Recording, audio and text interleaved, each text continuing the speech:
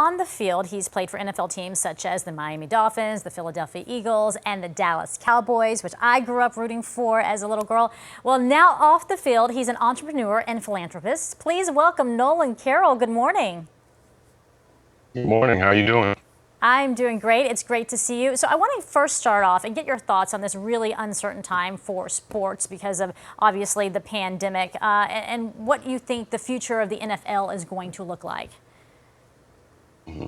It's a weird question right now because we're all going through the same things. I know the NFL is looking at ways that they can ensure the safety of the players, which is the most important thing. That's why we watch the game, because we like the entertainment. And if you're going to go all in with this and have games again, you really have to take into account the players' safety. If they're going to be at the facility and then they're at the facility in a controlled environment, then what do you do when they go home? Are they going to put their families at risk? Are they going to put others at risk? You know, do you keep their families in quarantine? Do you isolate the guys for the whole season? These are a lot of the questions that can't be answered right now. But I think if they're going to do it, I would take a page out of soccer's book. If you see what FIFA's doing, they've isolated guys for a long period of time, and then they slowly eased them back into training. And then you see now they're playing games. They just finished out their season.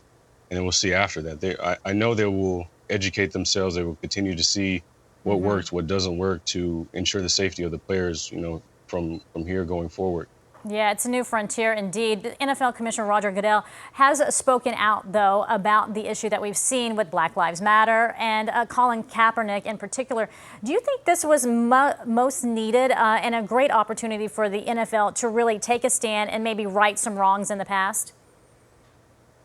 I think so, and you're right about that, righting some wrongs in the past. Back in 2016, when this was first brought about with Kaepernick and kneeling, nobody really took him serious. Nobody really took the players serious, and it kind of got pushed by the wayside, and nobody talked about it anymore.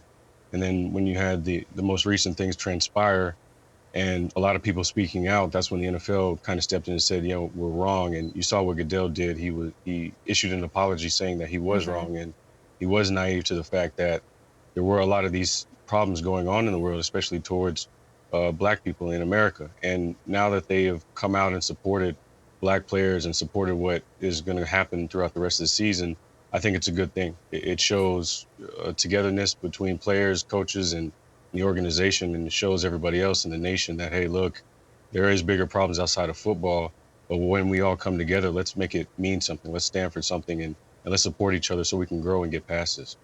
Well, you are making the transition out of sports into something that is very meaningful, and that is helping at-risk kids get into STEM, different types of classes and courses to help them learn in that aspect, and which is really underserved. Why that in particular?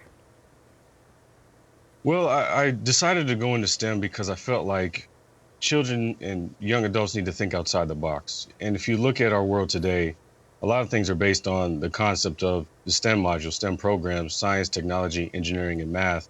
And you want kids to figure out concepts or figure out an idea and then make that a solution or contribute to the community or contribute to the world. If you see a lot of programs nowadays or companies, Google, Amazon, Facebook, you know, I could keep going down the list.